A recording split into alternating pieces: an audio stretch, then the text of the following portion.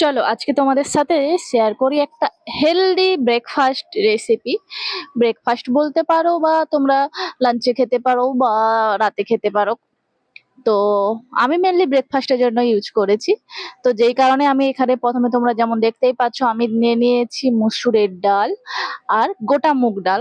যদিও রাত থেকে যদি ভিজিয়ে রাখো তো অনেক ভালো হয়, কিন্তু আমার পক্ষে সেটা সম্ভব হয়নি। তো ৩-৪ ঘন্টা ভেজালেই যথেষ্ট, কারণ ততক্ষণে মুগ আর মুসুর উভয় ডালই সুন্দরভাবে ফুলে উঠবে, মানে যাকে বলে ভিজে যাবে।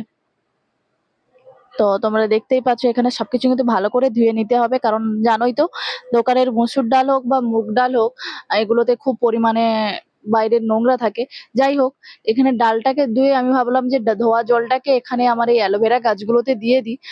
কারণ শুনেছি চাল ধোয়া বা ডাল ধোয়া জলে নাকি গাছে দিলে গাছের জন্য খুব ভালো, তো সেই কারণে।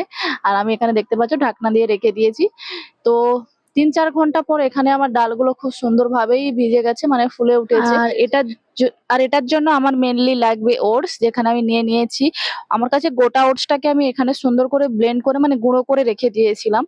তো তারপরে দেখতেই পাচ্ছ আমি মসুরের ডাল আর মুগ ডালটাকে একসাথে নিয়ে নিয়েছি সুন্দর করে এটাকে ব্লেন্ড করার জন্য, কারণ এটাকে প্রপারলি ব্লেন্ড করতে হবে। সাথে আমি নিয়ে নিয়েছি কিছু বিট। বিট, তো তোমরা জানো বিট শরীরের জন্য খুবই উপকারী, বিটের খুব পুষ্টিগুণও অনেক। তো তোমরা চাইলে যে গাজরও দিতে পারো বা কেউ ক্যাবেজও দিতে পারো, বাট আমি বিটসটা দিয়েছি। এটা দিলে কালারটা খুব একটা সুন্দর আসে আর স্বাদটাও হালকা মিষ্টি হয়। যেই কারণে পরিমাণ মতো লবণ, দুটো কাঁচা লঙ্কা আর ওটস দিয়ে দিয়েছি, মানে আমার গুঁড়ো করে রাখা ওটস, সেটা আমি দিয়ে দিয়েছি। দিয়ে সুন্দরভাবে একটা ব্লেন্ড তৈরি করে নিচ্ছি। আর এটার জন্য ইনস্ট্যান্ট ধোসা এটাকে বলতেই পারো, ইনস্ট্যান্ট হেলদি ধোসা। কারণ এটা খুব তাড়াতাড়ি হয়ে যায়, আর এটার জন্য আগে থেকেই ভিজিয়ে রেখে সেটাকে ব্লেন্ড করে রেখে ওভারনাইট ফার্মেন্টেড হয়ে দেওয়ার মতো কোনো ব্যাপার নেই। কিন্তু চেষ্টা করবে যে এটাতে তোমরা যতটা পারো ননস্টিক কড়াইতে করার জন্য, কারণ ননস্টিক কড়াইতে করলে কি হয়, লেগে যাওয়ার ভয়টা খুব কম থাকে। না হলে কারোর কাছে তাওয়া থাকলে তাওয়াতে করতে পারো। তো আমি এটাকে ভালো করে ফেটিয়ে নিচ্ছি। হ্যাঁ, তবে কিন্তু ভালো করে ফেটাতে হবে, যত ভালো ফেটাবে তত ভালো এটা ধোসাটা হবে বা ক্রিস্পি হবে বা খেতেও ভালো লাগবে। তো ১০ মিনিট মতো ভালো করে একেবারে ফেটাতে হবে ঘড়ি ধরে। আর এখানে আমি তাওয়াটা আমার বসিয়ে দিয়েছি, এটা ননস্টিক তাওয়া ছিল। তো দেখতেই পাচ্ছ সেটাকে ওভার ভাবে হিট করে নিয়েছি যতটা পরিমাণ প্রয়োজন, কারণ ইন্ডাকশনে যেহেতু আমি রান্না করছি। তো ইন্ডাকশনে ধোসা বা রুটি করার জন্য তার হিট আলাদা করে দেওয়া থাকে, সেহেতু আলাদা আমাকে কোনো কষ্ট করতে হয়নি।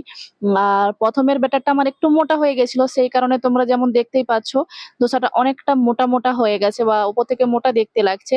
তো পরের গুলোতে আমি সে বহুলটা করিনি, পরের গুলো অনেকটাই পাতলা আর ক্রিস্পি হয়েছিল।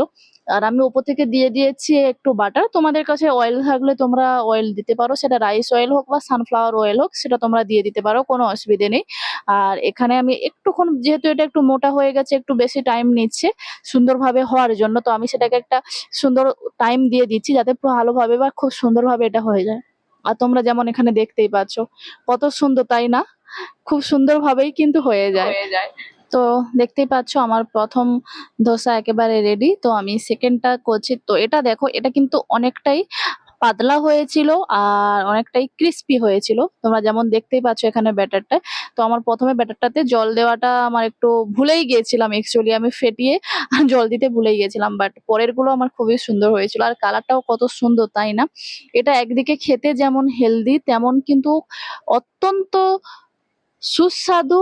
বাচ্চাদেরও আপনারা দিতে পারেন, নিজেরাও খেতে পারেন। আর হাতে বেশি টাইম না থাকলে ঝটপট করে এটা ব্রেকফাস্ট হিসেবে বানিয়ে ফ্যামিলিকেও সার্ভ করতে পারেন।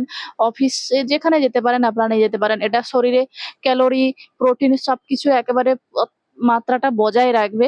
আর যারা একটু ডায়েট কনসিয়াস, মানে একটু ডায়েটিং এ থাকেন, তাদের জন্য তো এটা একেবারে মোক্ষম। যেমন আমি যতটা পারি একটু হতে পারে নিজের হাতে রান্না করি বা সবকিছু করি। আমি একেবারে যে খাই না তা নয়, আমি খাই। আমি সব রান্নাই খাই। তো আমি চেষ্টা করি সকালে খাওয়ার, আর রাতের দিকটা আমি না খাই না। আর চেষ্টা করি সন্ধ্যের সময় যেটা খাই সেটা এরকমের কিছু হেলদি খাওয়ার। তো আমি জন্যই নিজেও যেহেতু হেলদি খাই, তো সেরকম ভাবেই তোমাদের সাথেও দেখাচ্ছে, দেখতেই পাচ্ছ। আর একেবারে ভিডিও শেষে তোমাদেরকে দেখাবো এটা কতটা পরিমাণে ক্রিস্পি হয়েছে। এটা করতে একেবারে ঝামেলা ছাড়াই, কোনো ঝামেলা নেই, কিছু নেই। এরকম বলতে বলতে আমি একটা একটা করে আমার সবগুলো সুন্দরভাবে করে নিয়েছি। আর এখানে দেখতে পেয়েছো এটা একেবারে লার্জ হয়ে গেছিল, যেহেতু একেবারে শেষ ছিল, দুটো করতে গেলে কম হয়ে যেত আর একটার জন্য একটু বেশি হয়ে গেছে। তো এটা পুরো তাওয়াটা জুড়েই আমি করে নিয়েছি। আর এটা একেবারে আমার লার্জ ধোসা। এটা হতে পারে লার্জ ধোসা, কিন্তু এটাই কিন্তু সব থেকে বেশি ক্রিস্পি হয়ে গেছিল। তো যাই হোক, এখানে দেখতে পাচ্ছ আমার ধোসা একেবারে রেডি, ধোসা থালিও রেডি। আর আমি বানিয়ে নিয়েছিলাম একটু লাল চাটনি, যেটা রেসিপি আমার চ্যানেলে আছে, লিঙ্কে দেওয়া থাকবে, তোমরা গিয়ে একটু দেখে নেবে। আর এই লাল চাটনিটা কিন্তু খেতে অত্যন্ত সুস্বাদু। আ তো চলো আমিও খাই, আর তোমাদের যদি ভালো লাগে চ্যানেলটা অবশ্যই সাবস্ক্রাইব করে দিও।